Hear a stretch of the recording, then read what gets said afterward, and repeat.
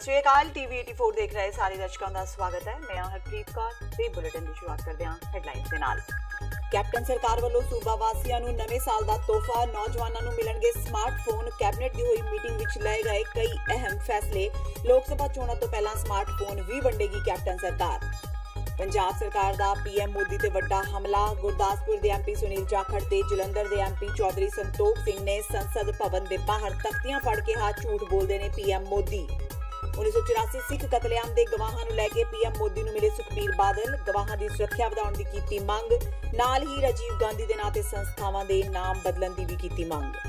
पंचायती चोणां विच होईयां गड़बड़ियां तो बाद अज मुड़ होईयां 8 ਜ਼ਿਲਿਆਂ विच 14 ਥਾਵਾਂ ते वोटां। अमनो अमान नाल निबड़ियां चोणां। सूबे भर विच कांग्रेस दा होया कब्जा। ते कर्जा माफी दे मुद्दे ते किसान उतरे सड़कां ते। अज दूजे दिन लगातार किसानां ने कीता प्रदर्शन। बैंकां दे बाहर लगाए धरने। कहा बैंक चैक बाउंस हो जाण ते करदे ने किसानां नूं बेइज्जत। ते हुण इन्हां खबरां दा विस्तार।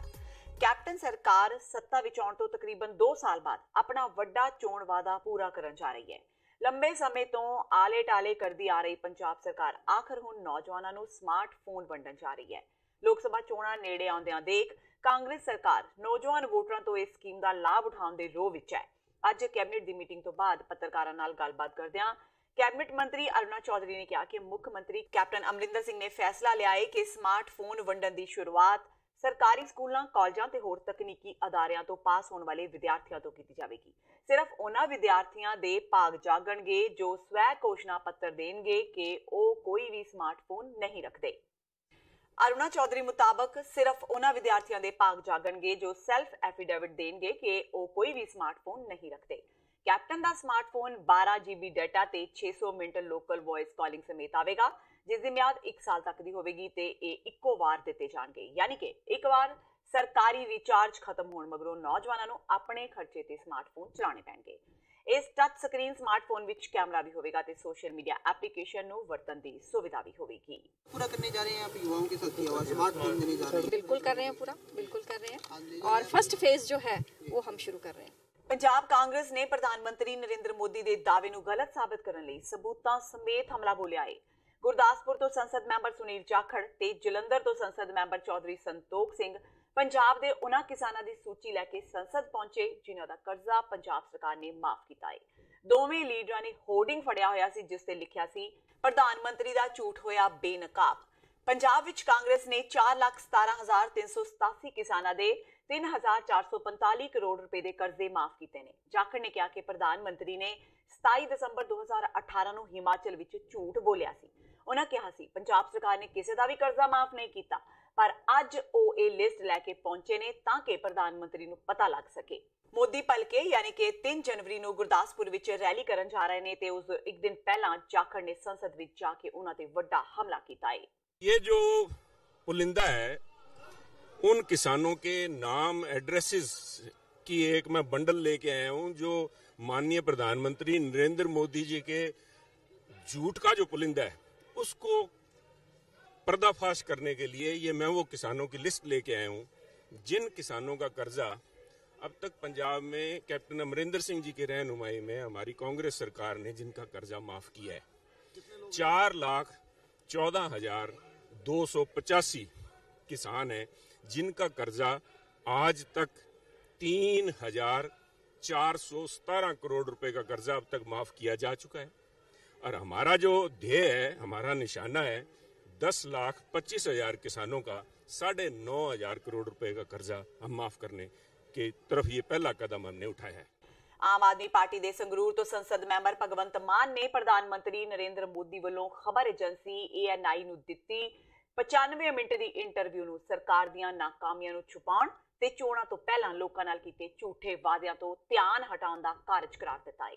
उन्होंने कहा कि मोदी सरकार लोकां दीआं इच्छावां पूरीआं करन विच फेल साबित हुई है। उन्होंने कहा कि प्रधान सेवक वालों दित्ती गई इंटरव्यू पिछले 5 सालां दौरान सरकार वालों गलत ढंग नाल लए गए फैसलिਆਂ उत्ते पर्दा पाउण दा कारज मात्र सी। मान ने कहा कि मोदी ने अपनी इंटरव्यू दौरान खुद मन्निया है कि होर लोकां वालों कही जा रही गल कि इस समय केंद्र सरकार नूं 2.5 बंदे ही चला रहे ने सही है। मान ने कहा कि सरकार के गठन तो बाद कैबिनेट की हुई पहली मीटिंग दौरान किसान कर्जे नूं माफ करन संबंधी ते किसानां दी आमदन नूं वधाउण संबंधी चर्चा हुई सी, पर उस तो पिछों इस उत्ते कदे कोई गल नहीं की गई। उन्होंने कहा कि सरकार वालों किसान विरोधी नीतियां अख्तियार करन करके कर्जे विच फसे किसान आत्म हत्या करन लई मजबूर हो रहे हैं। अकाली दल के प्रधान सुखबीर बादल अज सिख कतलेआम के गवाहां नूं नाल लैके मोदी नूं मिले। मोदी नूं मिलण वाले वफद विच सज्जन कुमार खिलाफ गवाही देण वाले मुख गवाह निरप्रीत कौर, जगदीश कौर ते जगशेर सिंह भी हाजिर सन। सिख कतलेआम के पीड़ितां ने पीएम मोदी का धन्नवाद करदिआं केस दी गवाहां की सुरक्षा की मांग चुकी। इस तो इलावा अकाली दल ने राजीव गांधी के नां ते बने सारे हस्पताल जां विद्यक अदारियां तो राजीव गांधी का नाम हटाउण की भी मांग रखी। उन्होंने कहा कि 1984 सिख कतलेआम विच राजीव गांधी का भी हथ सी। इस दौरान श्रोमणी गुरुद्वारा प्रबंधक कमेटी के प्रधान भाई गोबिंद सिंह लोंगोवाल भी मौजूद सन।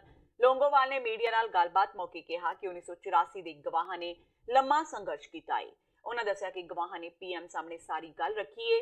अकाली दल के इस वफद विच सुखबीर सिंह बादल, हरसिमरत कौर बादल, प्रोफैसर प्रेम सिंह चंदू माजरा, बलविंदर सिंह भूंदड़, मनजीत सिंह चीके ते भाई गोबिंद सिंह लोंगोवाल शामिल सन। हर बार जब लड़ाई लड़ी जाती थी तो कांग्रेस पार्टी, गांधी परिवार गवाहों के ऊपर दबाव डालता था और अपनी पावर को यूटिलाइज कर सारे केसेस को वो दबाते थे और बंद कर देते थे। पर आज प्रधानमंत्री ने श्लाघा की इनकी ब्रेवरी की, क्योंकि इन्होंने ऐसी लड़ाई लड़ी, एक ऐसे दुश्मन के खिलाफ लड़ी जो बहुत ताकतवर था। एक गरीब परिवार होने के नाते फिर भी जो अरबों की लालच दी गई उन्होंने परवाह नहीं की। हमें सिख कौम को इनके ऊपर मान है, देश को इनके ऊपर मान है, और जो गुनाह दोषी आज अंदर है, आज तो एक शुरुआत है। अभी टाइटलर वगैरह और हजारों कांग्रेस लीडर अंदर जाने हैं। सो ये क्लियर कट एक नई एफआईआर, राजीव गांधी हमें उनकी डेथ हो गई है, पर उनके खिलाफ जरूर एफआईआर होनी चाहिए, क्योंकि अदालत में केस चलना चाहिए, क्योंकि असली दोषी वो है, राजीव गांधी था। गांधी परिवार है जिन्होंने हजारों सिख बहन भाइयों का कतलेआम किया। पंजाब के आम आदमी पार्टी तो बागी हुए विधायक सुखपाल खैरा ने आज प्रधानमंत्री नरेंद्र मोदी नूं पंजाब के किसानों का सारा कर्जा माफ करने की अपील की है। सुखपाल खैरा ने अपने ट्विटर अकाउंट से पीएम मोदी नूं अपील करदिआं लिखिया, प्रधानमंत्री नरेंद्र मोदी नूं वो अपील करते हैं कि वो कल पंजाब विच किसानां लई कर्जा माफी का ऐलान करन। दरअसल पीएम मोदी भलके यानी कि 3 जनवरी नूं पंजाब के गुरदासपुर जिले विच एक वड्डी रैली नूं संबोधन करनगे। इस रैली नूं लोक सभा चोणां लई प्रचार की शुरुआत वजों देखा जा रहा है। यह भी कहा जा रहा है कि पीएम मोदी इस रैली विच पंजाबियां लई कई वड्डे ऐलान कर सकते हैं। खैरा ने अगों अपने ट्वीट विच लिखिया है कि पीएम मोदी नूं भी पहाड़ी सूबियां की तर्ज ते पंजाब के उद्योग लई बराबर टैक्स लाभ का विस्तार करना चाहिए है, क्योंकि भेदभाव ने इन्हां नूं बर्बाद कर दिता है। पंजाब के 8 जिलों में 14 थावां ते वोटां दा काम अमन अमान नाल मुकम्मल हो गया। 30 दिसंबर नूं होईयां पंचायती चोणां दौरान कई थावां ते हिंसक घटनावां होईयां सन ते कई जगह बूथ कैप्चरिंग भी हुई सी, जिस तो बाद पंजाब चोण कमीशन ने बीते दिनी 8 जिलों में 14 थावां ते मुड़ पोलिंग के हुक्म दिते सन। आज पंजाब विच अमृतसर, गुरदासपुर, फिरोजपुर, लुधियाना, पटियाला, जलंधर, साहिबजादा अजीत सिंह नगर ते पठानकोट के कई ब्लाकों में मुड़ तो वोटिंग करवाई गई। इस टाइम जिहड़े 4 नाके लगाए गए, 2 गश्तां लगाई गई, करीब 50 और 60 के करीब जिहड़े मुलाजम है गेट के बाहर, तां किसी तरह की कोई घटना ना वापरे। मानयोग SSP साहब गुरदासपुर वालों सख्त जिहड़े सानूं हदायतां कीतीआं गईआं, किसी तरह की कोई घटना ना वापरे। राजीव गांधी के बुत ते कालख पोचण के मामले में पुलिस वालों गिरफ्तार किए गए अकाली आगू गुरदीप सिंह गोशा ते मीतपाल सिंह दुगरी जेल विचों रिहा कर दिते गए ने।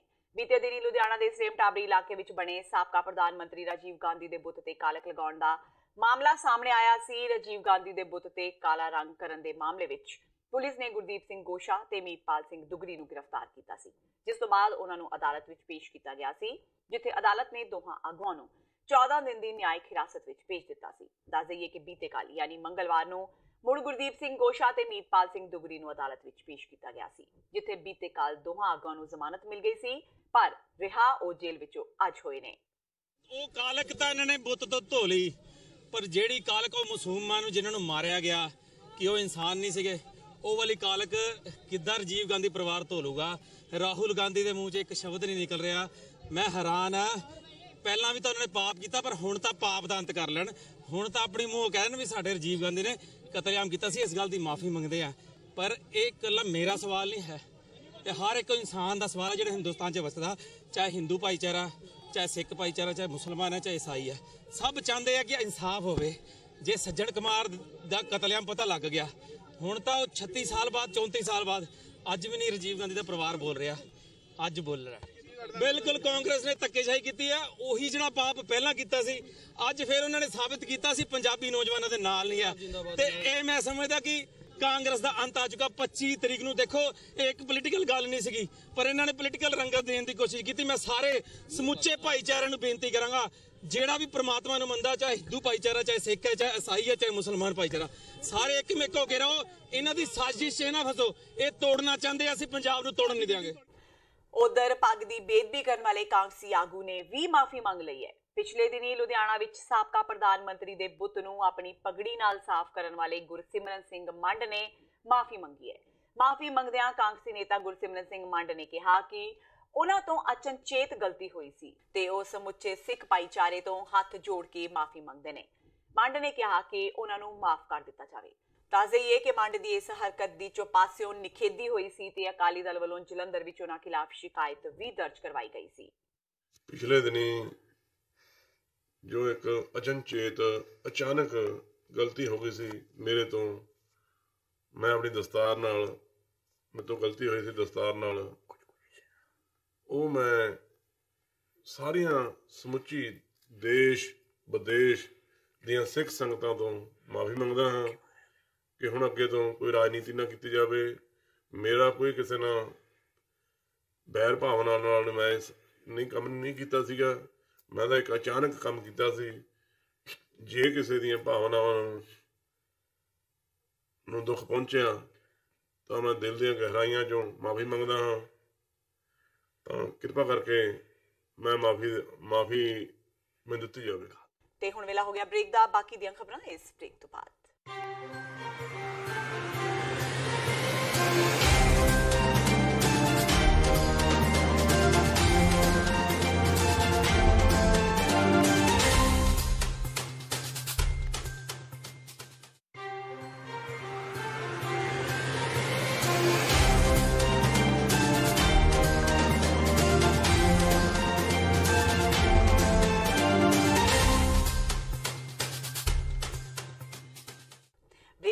ਟੀਵੀ 84 ਦੇ ਖਬਰਾਂ ਦੇ ਬੁਲੇਟਿਨ ਵਿੱਚ ਸਵਾਗਤ ਹੈ। ਵਧਦਿਆਂ ਅਗਲੀ ਖਬਰ ਵੱਲ। ਆਮਦਨ ਤੋਂ ਵੱਧ ਜਾਇਦਾਦ ਬਣਾਉਣ ਦੇ ਦੋਸ਼ਾਂ ਦਾ ਸਾਹਮਣਾ ਕਰ ਰਹੇ ਦਿਆਲ ਸਿੰਘ ਕੋਲਿਆਂਵਾਲੀ ਨੂੰ ਮੋਹਾਲੀ ਅਦਾਲਤ ਨੇ 16 ਜਨਵਰੀ ਤੱਕ ਨਿਆਇਕ ਹਿਰਾਸਤ ਵਿੱਚ ਭੇਜ ਦਿੱਤਾ ਹੈ। ਜਾਣਕਾਰੀ ਮੁਤਾਬਕ ਅਦਾਲਤ ਦੇ ਹੁਕਮਾਂ ਮੁਤਾਬਕ ਇਸ ਮਾਮਲੇ ਤੇ ਅਗਲੀ ਸੁਣਵਾਈ ਵੀਡੀਓ ਕਾਨਫਰੰਸਿੰਗ ਦੁਆਰਾ ਕੀਤੀ ਜਾਵੇਗੀ। ਦਿਆਲ ਸਿੰਘ ਕੋਲਿਆਂਵਾਲੀ ਨੂੰ ਪੰਜਾਬ ਦੇ ਸਾਬਕਾ ਮੁੱਖ ਮੰਤਰੀ ਪ੍ਰਕਾਸ਼ ਸਿੰਘ ਬਾਦਲ ਦਾ ਬੇਹੱਦ ਕਰੀਬੀ ਮੰਨਿਆ ਜਾਂਦਾ ਹੈ। ਇਸ ਤੋਂ ਪਹਿਲਾਂ ਵੀ ਦਿਆਲ ਸਿੰਘ ਕੋਲਿਆਂਵਾਲੀ ਨੂੰ 21 ਦਸੰਬਰ ਨੂੰ ਮੋਹਾਲੀ ਦੀ ਅਦਾਲਤ ਵਿੱਚ ਪੇਸ਼ ਕੀਤਾ ਗਿਆ ਸੀ, ਜਿੱਥੇ ਅਦਾਲਤ ਵੱਲੋਂ ਉਹਨਾਂ ਨੂੰ 14 ਦਿਨਾਂ ਵਾਸਤੇ ਨਿਆਇਕ ਹਿਰਾਸਤ ਵਿੱਚ ਭੇਜ ਦਿੱਤਾ ਗਿਆ ਸੀ। ਜ਼ਿਕਰਯੋਗ ਹੈ ਕਿ ਵਿਜੀਲੈਂਸ ਵੱਲੋਂ ਉਹਨਾਂ ਵਿਰੁੱਧ ਆਮਦਨ ਤੋਂ ਵੱਧ ਜਾਇਦਾਦ ਬਣਾਉਣ ਸੰਬੰਧੀ ਕੇਸ ਦਰਜ ਕੀਤਾ ਗਿਆ ਸੀ। ਇਸ ਮਾਮਲੇ ਵਿੱਚ ਦਿਆਲ ਸਿੰਘ ਕੋਲਿਆਂਵਾਲੀ ਪੁਲਿਸ ਰਿਮਾਂਡ ਤੇ ਚੱਲ ਰਹੇ ਨੇ। ਪ੍ਰਧਾਨ ਮੰਤਰੀ ਨਰਿੰਦਰ ਮੋਦੀ ਵੱਲੋਂ 3 ਜਨਵਰੀ ਨੂੰ ਗੁਰਦਾਸਪੁਰ ਵਿਖੇ ਕੀਤੀ ਜਾ ਰਹੀ ਰੈਲੀ ਦੇ ਸਬੰਧ ਵਿੱਚ ਬੁਲਾਈ ਗਈ ਪ੍ਰੈਸ ਕਾਨਫਰੰਸ ਦੌਰਾਨ ਪੰਜਾਬ ਭਾਜਪਾ ਪ੍ਰਧਾਨ ਸ਼ਵੇਤ ਮਲਿਕ ਨੇ ਜਿੱਥੇ ਕੇਂਦਰ ਦੀ ਕਾਂਗਰਸ ਲੀਡਰਸ਼ਿਪ ਖਿਲਾਫ ਦੇਸ਼ ਵਾਸੀਆਂ ਨੂੰ ਗੁੰਮਰਾਹ ਕਰਨ ਸਮੇਤ ਕਈ ਦੋਸ਼ ਲਗਾਏ, ਉੱਥੇ ਉਹਨਾਂ ਨੇ ਪੰਜਾਬ ਦੀ ਕਾਂਗਰਸ ਸਰਕਾਰ ਦੀ ਕਾਰਗੁਜ਼ਾਰੀ ਤੇ ਸਵਾਲ ਖੜੇ ਕਰਦਿਆਂ ਕਿਹਾ ਕਿ ਪ੍ਰਧਾਨ ਮੰਤਰੀ ਨਰਿੰਦਰ ਮੋਦੀ ਦੇਸ਼ ਸੇਵਾ ਨੂੰ ਸਮਰਪਿਤ ਸੋਚ ਵਾਲੀ ਸ਼ਖਸੀਅਤ ਨੇ। ਮਲਿਕ ਨੇ ਕਿਹਾ ਕਿ ਸਮੁੱਚੇ ਦੇਸ਼ ਅੰਦਰ ਲੋਕ ਪ੍ਰਧਾਨ ਮੰਤਰੀ ਨੂੰ ਪਿਆਰ ਕਰਦੇ ਨੇ ਤੇ ਉਹਨਾਂ ਵੱਲੋਂ ਕੀਤੇ ਜਾ ਰਹੇ ਕੰਮਾਂ ਦੀ ਭਰਪੂਰ ਸ਼ਲਾਘਾ ਕਰਦੇ ਨੇ, ਪਰ ਰਾਹੁਲ ਗਾਂਧੀ ਨੇ ਰਾਫੇਲ ਵਰਗੇ ਮੁੱਦਿਆਂ ਤੇ ਸਰਾਸਰ ਝੂਠ ਦਾ ਸਹਾਰਾ ਲੈਂਦਿਆਂ ਨਾ ਸਿਰਫ ਚੋਣ ਨਤੀਜਿਆਂ ਨੂੰ ਪ੍ਰਭਾਵਿਤ ਕਰਨ ਦੀ ਕੋਸ਼ਿਸ਼ ਕੀਤੀ, ਸਗੋਂ ਦੇਸ਼ ਵਾਸੀਆਂ ਨੂੰ ਗੁੰਮਰਾਹ ਵੀ ਕੀਤਾ ਹੈ। ਮਲਿਕ ਨੇ ਕਿਹਾ ਕਿ ਪ੍ਰਧਾਨ ਮੰਤਰੀ ਆਪਣੀ ਕਹਿਣੀ ਤੇ ਕਰਨੀ ਵਿੱਚ ਕੋਈ ਫਰਕ ਨਹੀਂ ਰੱਖਦੇ, ਜਿਨ੍ਹਾਂ ਨੇ ਆਪਣੇ ਕਾਰਜਕਾਲ ਦੌਰਾਨ ਸਭ ਤੋਂ ਵਧੀਆ ਸੇਵਾਵਾਂ ਦਿੱਤੀਆਂ ਨੇ। ਸਾਰੇ ਪੰਜਾਬੀ ਧੰਨਵਾਦ ਕਰਨਗੇ ਜੋ ਤੋਹਫੇ ਮੋਦੀ ਜੀ ਨੇ ਪੰਜਾਬ ਦੇ ਲਈ ਦਿੱਤੇ ਨੇ। ਕਰਤਾਰਪੁਰ ਸਾਹਿਬ ਕੋਰੀਡੋਰ ਜੋ ਸਿੱਖ ਸਮਾਜ ਔਰ ਪੰਜਾਬੀਆਂ ਦੀ 70 ਸਾਲ ਪੁਰਾਣੀ ਮੰਗ ਸੀ ਕਿ ਦਰਬਾਰ ਸਾਹਿਬ ਕਰਤਾਰਪੁਰ ਸਾਹਿਬ ਦੇ ਖੁੱਲੇ ਦਰਸ਼ਨ ਦੀਦਾਰ, ਇਹ ਮੰਗ ਮੋਦੀ ਜੀ ਨੇ ਪੂਰੀ ਕੀਤੀ ਹੈ। ਇਸੇ ਤਰ੍ਹਾਂ ਸੁਲਤਾਨਪੁਰ ਲੋਧੀ ਜਿਹੜੇ ਗੁਰੂ ਨਾਨਕ ਦੇਵ ਜੀ ਦੀ ਧਰਤੀ ਹੈ, ਜਿੱਥੇ ਉਹ ਬਹੁਤ ਲੰਬਾ ਸਮਾਂ ਰਹੇ, ਉਹਨੂੰ world class city heritage city declare ਕੀਤਾ, ਉੱਥੇ ਸਮਾਰਟ ਸਿਟੀ ਦੀ ਹਰ ਸੁਵਿਧਾ ਮਿਲੇਗੀ। ਉੱਥੋਂ ਦੇ ਰੇਲਵੇ ਸਟੇਸ਼ਨ ਨੂੰ ਵਰਲਡ ਕਲਾਸ ਸਟੇਸ਼ਨ ਬਣਾਉਣ ਬਾਰੇ ਮੋਦੀ ਜੀ ਨੇ ਘੋਸ਼ਣਾ ਕੀਤੀ ਹੈ। ਔਰ ਗੁਰੂ ਨਾਨਕ ਦੇਵ ਜੀ ਦੇ ਨਾਲ ਸੰਬੰਧਿਤ ਜਿੰਨੇ ਧਾਰਮਿਕ ਸਥਾਨ ਨੇ ਉਹਨਾਂ ਨੂੰ ਰੇਲ ਸੇਵਾ ਦੇ ਨਾਲ ਜੋੜਨ ਦਾ ਮੋਦੀ ਜੀ ਨੇ ਐਲਾਨ ਕੀਤਾ, ਤਾਂ ਕਿ ਯਾਤਰੂ ਨਿਰਵਿਘਨ ਉੱਥੇ ਯਾਤਰਾ ਕਰ ਸਕਣ। ਰੈਲੀ ਆਰੰਭ ਹੋਏਗੀ ਸਵੇਰੇ 10:30 ਵਜੇ ਔਰ ਉਸ ਤੋਂ ਬਾਅਦ ਜਲਦੀ ਪ੍ਰਧਾਨ ਮੰਤਰੀ ਜੀ ਆ ਕੇ ਕਾਰਜਕਰਤਾ ਔਰ ਸਾਰੇ ਉਪਸਥਿਤ ਪੰਜਾਬੀਆਂ ਨੂੰ ਸੰਬੋਧਿਤ ਕਰਨ। ਸਰਕਾਰ ਦੇ ਦਾਅਵਿਆਂ ਦੇ ਉਲਟ ਕਿਸਾਨਾਂ ਦੀਆਂ ਮੁਸ਼ਕਲਾਂ ਜਿਉਂਦੀਆਂ ਤਿਉਂ ਬਣੀਆਂ ਹੋਈਆਂ ਨੇ। ਭਾਰਤੀ ਕਿਸਾਨ ਯੂਨੀਅਨ ਏਕਤਾ ਉਗਰਾਹਾਂ ਵੱਲੋਂ ਆਪਣੀਆਂ ਮੰਗਾਂ ਨੂੰ ਮਨਵਾਉਣ ਲਈ ਸੂਬੇ ਭਰ ਵਿੱਚ ਭਾਰਤੀ ਸਟੇਟ ਬੈਂਕਾਂ ਅੱਗੇ ਧਰਨੇ ਦਿੱਤੇ ਜਾ ਰਹੇ ਨੇ। 5 ਰੋਜ਼ਾ ਧਰਨਿਆਂ ਦੇ ਅੱਜ ਦੂਜੇ ਦਿਨ ਬਰਨਾਲਾ ਵਿਖੇ ਧਰਨਾ ਦਿੰਦਿਆਂ ਉਹਨਾਂ ਪੰਜਾਬ ਤੇ ਕੇਂਦਰ ਸਰਕਾਰ ਦੀਆਂ ਵਿਰੋਧੀ ਨੀਤੀਆਂ ਖਿਲਾਫ ਜ਼ੋਰਦਾਰ ਨਾਅਰੇਬਾਜ਼ੀ ਕੀਤੀ। ਇਸ ਮੌਕੇ BKU ਏਕਤਾ ਉਗਰਾਹਾਂ ਦੇ ਸੂਬਾ ਪ੍ਰਧਾਨ ਜੋਗਿੰਦਰ ਸਿੰਘ ਉਗਰਾਹਾਂ ਨੇ ਵਿਸ਼ੇਸ਼ ਤੌਰ ਤੇ ਸ਼ਮੂਲੀਅਤ ਕੀਤੀ। ਪੱਤਰਕਾਰਾਂ ਨਾਲ ਗੱਲਬਾਤ ਕਰਦਿਆਂ ਉਹਨਾਂ ਕਿਹਾ ਕਿ ਸੱਤਾ ਵਿੱਚ ਆਉਣ ਤੋਂ ਪਹਿਲਾਂ ਕੈਪਟਨ ਅਮਰਿੰਦਰ ਸਿੰਘ ਨੇ ਕਿਸਾਨਾਂ ਦੇ ਕਰਜ਼ੇ ਮਾਫ ਕਰਨ ਦਾ ਵਾਅਦਾ ਕੀਤਾ ਸੀ, ਜੋ ਉਹਨਾਂ ਨੇ ਪੂਰਾ ਨਹੀਂ ਕੀਤਾ। ਉਹਨਾਂ ਕਿਹਾ ਕਿ ਘੱਟ ਜ਼ਮੀਨ ਵਾਲੇ ਕਿਸਾਨਾਂ ਨੂੰ ਕਰਜ਼ਿਆਂ ਤੋਂ ਕੋਈ ਰਾਹਤ ਨਹੀਂ ਮਿਲੀ, ਜਦਕਿ ਬੈਂਕਾਂ ਵੱਲੋਂ ਕਿਸਾਨਾਂ ਤੋਂ ਕਰਜ਼ਾ ਲੈਣ ਸਮੇਂ ਲਏ ਜਾਂਦੇ ਖਾਲੀ ਚੈੱਕ ਕਿਸਾਨਾਂ ਨਾਲ ਕੀਤਾ ਗਿਆ ਇੱਕ ਵੱਡਾ ਧੋਖਾ ਹੈ। ਇਹ ਜਿਹੜੀਆਂ ਸਰਕਾਰਾਂ ਨੇਗੀਆਂ ਇਹ ਹਰੇਕ ਵਾਰੀ ਵੋਟਾਂ ਤੋਂ ਪਹਿਲਾਂ ਵੱਡੇ ਵੱਡੇ ਵਾਅਦੇ ਕਰਕੇ ਰਾਜਸਭਾ ਦੇ ਉੱਤੇ ਆਉਂਦੀਆਂ ਨੇਗੀਆਂ, ਪਰ ਸਾਡੇ ਜਿਹੜੇ ਭੋਲੇ ਭਾਲੇ ਲੋਕ ਨੇ ਵੋਟਾਂ ਤੋਂ ਪਹਿਲਾਂ ਅਨਪੜ੍ਹ ਹੋਣ ਕਰਕੇ ਉਹ ਇੱਕ ਵਾਰੀ ਵੋਟਾਂ ਪਾ ਦਿੰਦੇ ਆ ਵੀ ਯਾਰ ਹੋ ਸਕਦਾ ਐਤਕੀ ਜਿਹੜੀ ਸਰਕਾਰ ਹੈ ਸਾਡੇ ਜਿਹੜੇ ਬਾਰੇ ਡੈਰੇ ਕਰ ਦੂਗੀ, ਪਰ ਨਹੀਂ, ਉਹ ਜਿਹੜੀਆਂ ਨੀਤੀਆਂ ਨੇ ਉਹਨਾਂ ਦੀਆਂ ਉਹ ਬਾਹਰਲੀਆਂ ਨੀਤੀਆਂ ਦੇ ਹਿਸਾਬ ਨਾਲ ਚੱਲ ਰਹੇ ਨੇ। ਉਹ ਕਿਸਾਨਾਂ ਮਜ਼ਦੂਰਾਂ ਨੂੰ ਕੁਝ ਦੇ ਕੇ ਰਾਜੀ ਨਹੀਂ, ਸਾਰਾ ਕੁਝ ਵੱਡੀਆਂ ਕੰਪਨੀਆਂ ਨੂੰ ਦੇ ਰਹੀਆਂ ਨੇਗੀਆਂ। ਇਸ ਕਰਕੇ ਕਿਸਾਨ ਤੇ ਮਜ਼ਦੂਰ ਉਹ ਸਾਡੇ ਖੁਦਕੁਸ਼ੀਆਂ ਕਰ ਰਹੇ ਨੇਗੇ। ਘਾਟੇ ਦਾ ਸਬਜ਼ਾ ਜਿਹੜਾ ਖੇਤੀ ਇਹਨਾਂ ਨੇ ਬਣਾਈ ਹੋਈ ਹੈਗੀ, ਜਿਵੇਂ ਰੇਹਾਂ ਸਪਰੇਹਾਂ ਜਾਂ ਹੋਰ ਵੀ ਜਿੰਨੀਆਂ ਲਾਗਤ ਵਾਲੀਆਂ ਚੀਜ਼ਾਂ ਨੇਗੀਆਂ, ਉਹਨਾਂ ਦੇ ਰੇਟ ਬਹੁਤ ਸਮਾਨੀ ਚੜ੍ਹ ਚੁੱਕੇ ਨੇਗੇ। ਤੇ ਇਸ ਕਰਕੇ ਜਿਹੜਾ ਕਿਸਾਨ ਤੇ ਮਜ਼ਦੂਰ ਹੈ ਉਹ ਖੁਦਕੁਸ਼ੀਆਂ ਕਰ ਰਿਹਾ ਹੈਗਾ। ਜਿਹੜੇ ਕਰਜ਼ੇ ਦੀ ਪੰਡ ਹੈ ਉਹ ਭਾਰੀ ਹੁੰਦੀ ਜਾ ਰਹੀ ਹੈ। ਹਰੇਕ ਵਾਰੀ ਸਾਨੂੰ ਜਿਹੜੇ ਧਰਨੇ ਮੁਜ਼ਾਹਰੇ ਨੇ ਇਹ ਕਰਕੇ ਮਾੜੀ ਮੋਟੀ ਜਿਹੜੀ ਨਮੂਨੀ ਕੋਈ ਰਾਹਤ ਮਿਲਦੀ ਹੈਗੀ, ਉਹਦੇ ਹਿਸਾਬ ਨਾਲ ਹਜੇ ਤੱਕ ਜਿਹੜਾ ਸਾਡਾ ਕਿਸਾਨ ਹੈ ਮਾੜਾ ਮੋਟਾ ਜਿਉਂਦਾ ਰਹਿ ਰਿਹਾ ਹੈਗਾ। ਪਰ ਆਉਣ ਵਾਲੇ ਦਿਨਾਂ ਦੇ ਵਿੱਚ ਜਿਹੜੇ ਸਾਡੇ ਸੰਘਰਸ਼ ਨੇ ਅਸੀਂ ਹੋਰ ਵੀ ਤਿੱਖੇ ਕਰਕੇ ਵੱਧ ਤੋਂ ਵੱਧ ਜਿਹੜਾ ਸਰਕਾਰ ਦੇ ਨੱਕ ਦੇ ਵਿੱਚ ਦਮ ਲਿਆਵਾਂਗੇ।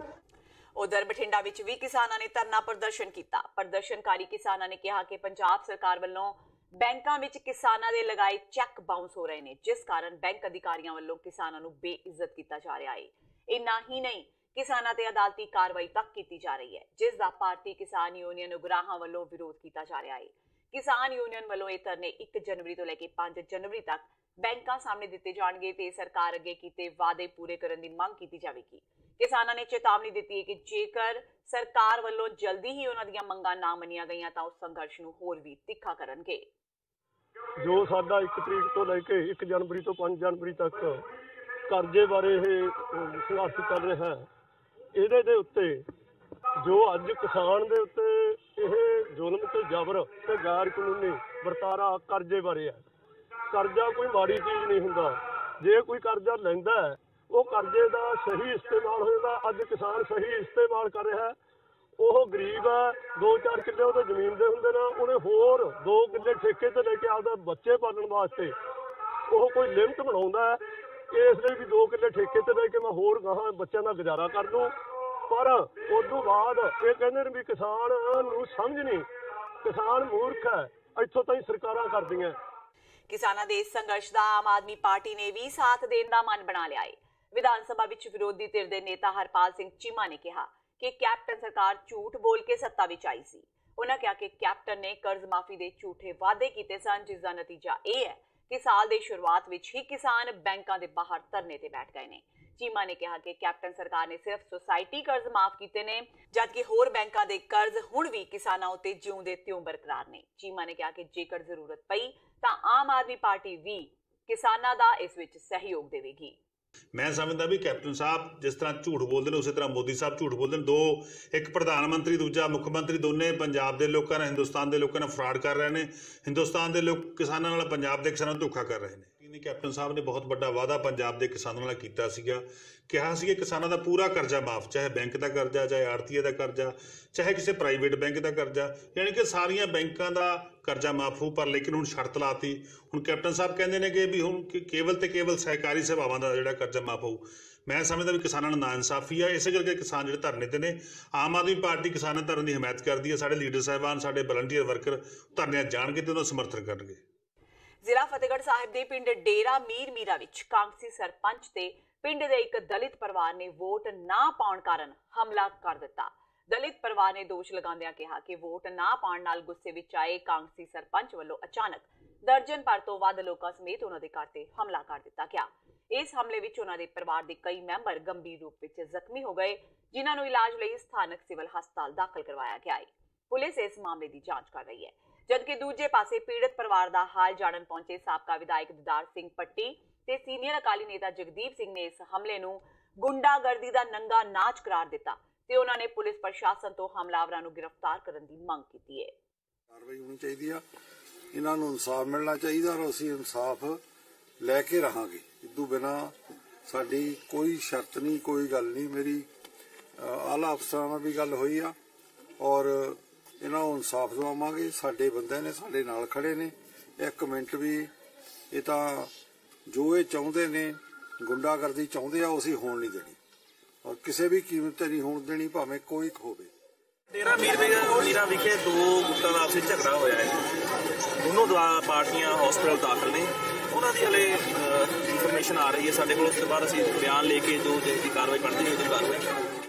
ਫੇਸਬੁੱਕ ਤੇ ਲਾਈਵ ਹੋ ਕੇ 2 ਕਤਲਾਂ ਦੀ ਜ਼ਿੰਮੇਵਾਰੀ ਲੈਣ ਵਾਲੇ ਗੈਂਗਸਟਰ ਵਿੱਕੀ ਸੈਮੂਅਲ ਨੂੰ ਪੁਲਿਸ ਨੇ ਕਾਬੂ ਕਰ ਲਿਆ ਹੈ।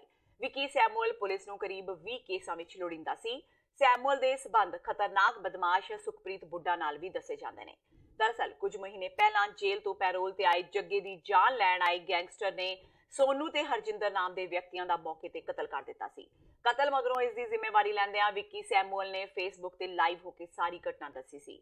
ਫਿਰੋਜ਼ਪੁਰ ਦੇ IGMS ਚੀਨਾ ਨੇ ਦੱਸਿਆ ਕਿ ਵਿੱਕੀ ਸੈਮੂਅਲ ਤੇ 2 ਕਤਲਾਂ ਸਮੇਤ ਤਕਰੀਬਨ 20 ਮਾਮਲੇ ਦਰਜ ਨੇ, ਪਰ ਇਸ ਦੇ ਸਬੰਧ ਮਾਲਵਾ ਵਿੱਚ ਘਟਨਾਵਾਂ ਨੂੰ ਅੰਜਾਮ ਦਿੰਦੇ ਆ ਰਹੇ ਸੁਖਪ੍ਰੀਤ ਬੁੱਢਾ ਨਾਲ ਵੀ ਸਾਹਮਣੇ ਆਏ ਨੇ।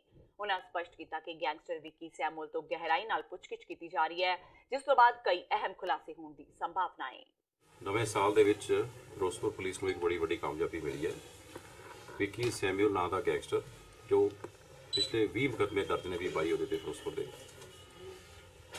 ਪਲੱਸ ਉਸਨੇ 2 ਮਹੀਨੇ ਪਹਿਲਾਂ ਇੱਕ ਕੈਂਟ ਥਾਣੇ ਦੇ ਕੋਲ ਡਬਲ ਮਰਡਰ ਕੀਤਾ, ਸ਼ਰੇਆਮ ਮਤਲਬ ਡਬਲ ਮਰਡਰ ਕਰਕੇ, ਔਰ ਉਸਨੇ ਫੇਸਬੁੱਕ ਦੇ ਉੱਪਰ ਇਸ ਨੂੰ ਕਨਫੈਸ਼ਨ ਕੀਤੀ ਕਿ ਜਿਹੜਾ ਮੇਰੇ ਖਿਲਾਫ ਚੱਲੂਗਾ ਉਹਦਾ ਅੰਜਾਮ ਮਰਡਰ ਹੋਊਗਾ।